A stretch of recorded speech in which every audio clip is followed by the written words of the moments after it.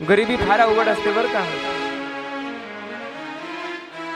सांगू, श्रीमंत जर झाल्याच्या नंतर कोणी आपल्या जवळ येईल हो. श्रीमंत जर माणूस असला तर कोणीही जवळ येतं, कोणी नाते नसले तरी नाते लावतात बघा. ज्यावेळेस काही नसतं ना माणसापाशी त्यावेळेस कोणाचंच लक्ष नसतं आपल्याकडे. जर जवळचाही पाहुणा असला ना माणसं म्हणतात नाही आमचा कोणी नाही म्हणे ते. जर आपल्याकडे थोडासा पैसा येऊ द्या, नाव मोठं होऊ द्या, धनी होऊ द्या, इज्जत वाढू द्या, मान वाढू द्या, चार लोक येतात म्हणे आमचा पाहुणा आहे बरं का तो. काही नातं नसतं तरी पाहुणा म्हणून म्हणतात. हो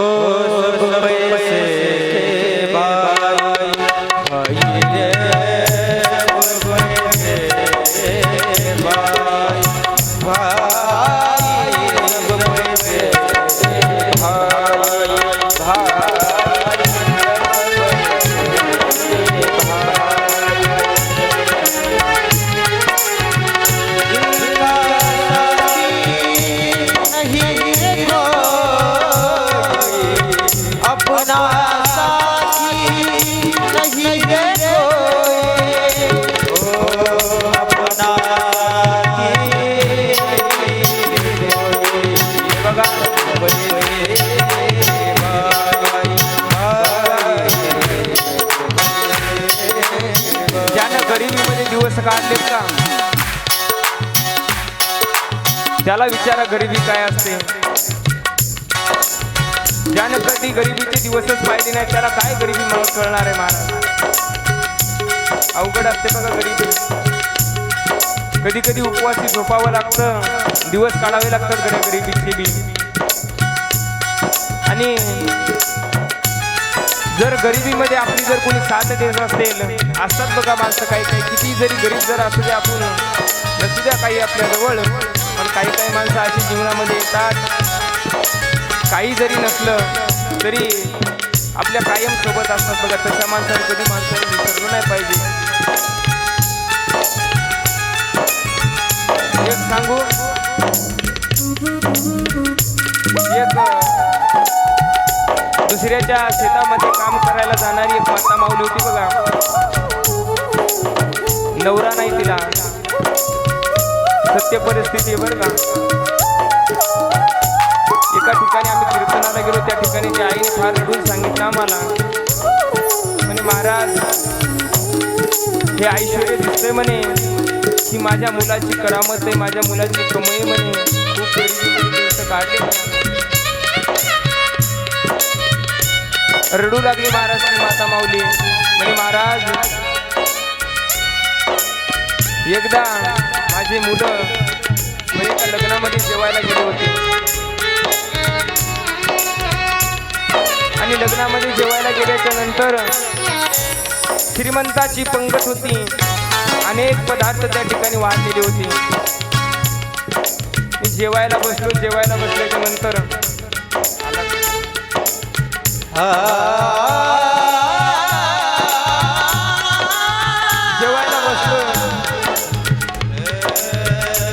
जेवायला बसल्याच्या नंतर एखाद्या श्रीमंत मालकाने पाहिलं बघा, आणि पाहिल्याच्या नंतर जवळ आला. फाटलेले कपडे, गरिबी असते बरं का. त्या फाटलेल्या कपड्याचे, मळक्या कपड्याचे दोन लेकरं पाहिले. सांगितले उठा रे इथून या ठिकाणाहून. कुणं बसवलं म्हणे तुम्हाला, कुणानं आमंत्रण दिलं. महाराज त्या माईने दुरून पाहिलं, माय माय असते बरं का. आणि जी माय आपल्यासाठी काही पण करायला तयार असतो त्याच माईला आपण विसरायला तयार झालो. हे बघा देव माया भगवंत फार दूर आहे बरं का आपल्यापासून.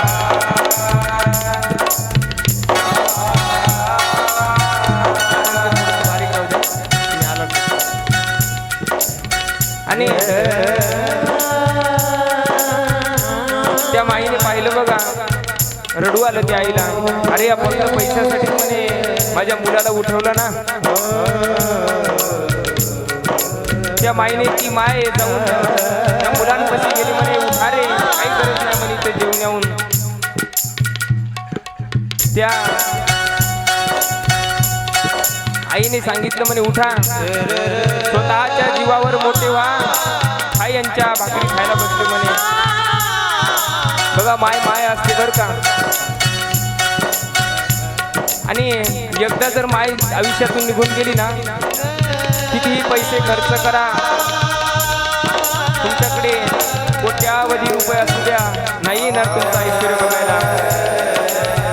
एक सांगू, तीनच माणसाला फक्त आपण मोठं झालेलं आवडतं बघा. एक गुरु, दुसरी आहे माय आणि तिसरा आहे बाप. कोणाला नाही आवडत बघा. सांगू, थोडंसं धाडस करून बोलतो, सख्या भावाला सुद्धा आवडत नाही पुढे गेलेलं माणूस. एकत्र आहे तोपर्यंत सोडून द्यावं. हे फक्त मायेन बापच करू शकते. आणि एकदा जर तुमच्या जीवनातून निघून गेले महाराज, येणार नाही. तुम्ही किती पैसे खर्च करा, त्यांना म्हणा माई ये माझ्या जवळ एक दिवस, नाही येणार महाराज. आणि माझं बोलणं ज्याला आई नाही ना, आई त्याला कळलं. बघा आमचे महाराज मंडळीत महाराज किती उशीर होत्या गड्या. रात्रीचा 12 वाजू द्या, 1 वाजू द्या, आणि दरवाजावरती थाप मारू द्या, बायको उठणार नाही कधी. आमचे बाबा सांगायचे, गुरुजी म्हणायचे म्हणे आजपर्यंत माझ्या बायकोने म्हणे कधीच दरवाजा उघडला नाही. रोज माझी आई दरवाजा उघडते. होते तळमळ लागली होती त्या माईला. माझं लेकरू म्हणे रात्रीचा प्रवास करतंय, काही झालं तर नसेल ना, खूप उशीर झालाच असेल ना. रात्रीचं जर 3 वाजले तरी आई ती उठून सांगते, बाळा जेवण केलं का. तू आईची माय आहे बरं. आणि त्या लेकरांना उठवल्याच्या नंतर त्या माईने रडू रडू सांगू लागली, पा एकदा आयुष्यातून गेले ना कडे हे नाते पुन्हा नाही भेटत महाराज. किती कष्ट करा, किती काही करा, आणि ते जर तुम्हाला प्रेम मिळवायचं असेल तर पुन्हा भेटणार नाही. कोणीच प्रेम करणार नाही आपल्यावरती. हे देव धर्म देश ही पुढची गोष्ट आहे. अगोदर माणसाने माणूस आहे ते शिकलं पाहिजे. जर आपल्या सख्या माईला जर कोणी सांभाळत नसेल तर काय उपयोग आहे महाराज त्या धनाचा. असतील तुमच्यापाशी कोट्यावधी रुपये, काय साठायचे त्या पैशाला, काय करायचे त्या पैशाला. तुम्हाला जर सांभाळताच येत नसेल, अरे ते पैसा जर सत्कार्याकरिता मायबापासाठी जर उपयोगाला येत नसेल ना, आग लावली पाहिजे त्या पैशावर. बघ त्या आईने सांगितलं स्वतःच्या जीवावरती मोठे व्हा महाराज.